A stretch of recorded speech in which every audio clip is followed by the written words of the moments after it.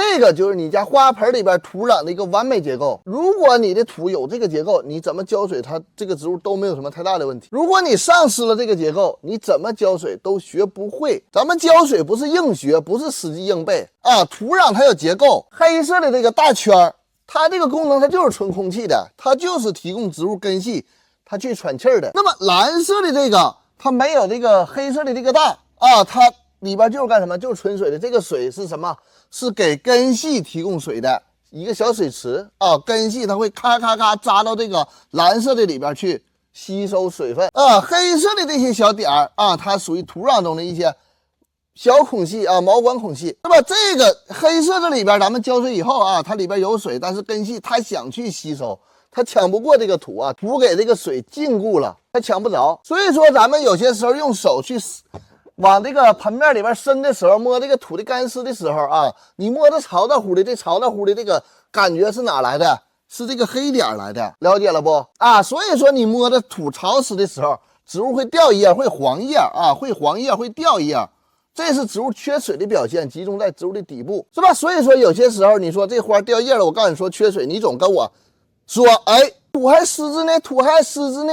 那它不缺水，它为啥掉啊？植物都告诉你它缺水了，掉叶了，你还湿着呢。其实误导你的就是这个啊，就是这个黑色的小点点啊。咱们浇水并不是说这个东西3天浇一回，5天浇一回，你会发现咱们这个土浇水速度、下水速度变慢啊。它其实本质它透水丧失了作用，就是这个黑色的啊，它没有了，它结构变了，没有了啊，它水出不去了。这个就是用土时间长。咱们土壤板结丧失了它本身的一个团粒结构。你想养好花，不是说拼的什么时候该浇水啊，你拼的是什么？你拼的是保证一个好的一个土壤的一个结构，让植物能喘气儿，能吸水啊，提高你浇水的一个容错率，这个是本质啊，方向别跑偏啊。你再拼的是什么？拼的是你家阳光啊，你家南阳台有多大啊，光照有多好，拼的是什么？你有多少钱去买补光灯，是吧？这个是养花啊重要的一个东西。你阳光好，土壤结构保持的好，你天天浇水都没有问题。现实是什么？现在咱们很多人买到的花啊，这个花在养殖基地去养的时间比较长，1年啊，出栏了啊，卖给你了，它土本身的结构已经丧失啊。所以说这个时候植物到家以后，它或者是带花苞开完花以后，你要换土啊，咱们要学着去换土，给它一个新的一个土壤环境，这样提高浇水的一个容错率啊，这样养花起来就比较简单啊，花也是正向生长的啊，花卉大棚。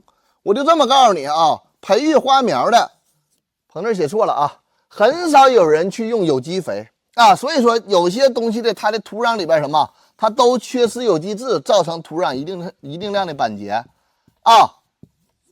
因为我卖这个微生物有机肥啊，所以说我会夸夸的往里下啊。有些人说，哎哥，你家买的花比别人家的好活，是吧？为什么好活啊？土的一个结构会好很多，浇水容错率提高，是吧？这个是本质的核心啊。你们要学会去干什么？去调土，去调光。我可以这么说，你浇水是完全 OK， 完全没有问题的。没有人说，哎，我看不明白这个土干了啊，干了看不懂啊，土面干了你都不知道的，那就不用养花了，是不是？一般情况下土面干了，咱们浇水就 OK 了，都知道大概的什么时间浇水。其实这个浇水是完全 OK， 完全没有问题的啊，这个浇水是没有问题，你浇的是对的。那么本质就是土出问题了啊，土出问题了，土出问题就是它的结构没有了，乱七八糟了啊，它该存空气的地方存不住空气，它里边存的水，或者说底部的这个水啊，底部的这个水排不出去啊。很多人告诉你托盘里边去往上吸水，是吧？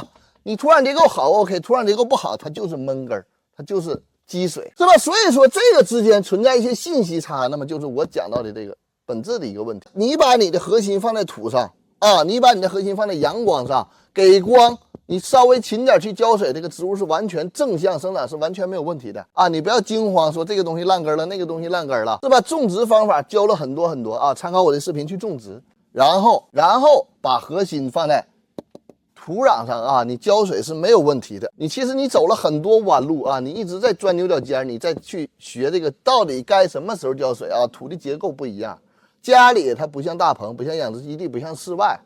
是吧？水的蒸发速度很快，加力养花是劣势啊！你想养活养好，必须极大的提高各种容错率，这个是核心的本质。如果说今天我给你讲的这个本质，你能够了解清楚啊，那么养花非常简单。那么养花你马上就会上升一个档，你不再会为这个养活啊这花种死而焦虑啊，剩下的就是光肥的一个配合，是吧？把花养得更好，开得更旺啊！你拍个朋友圈，你发个小视频，你都 OK。别忘了点赞关注啊！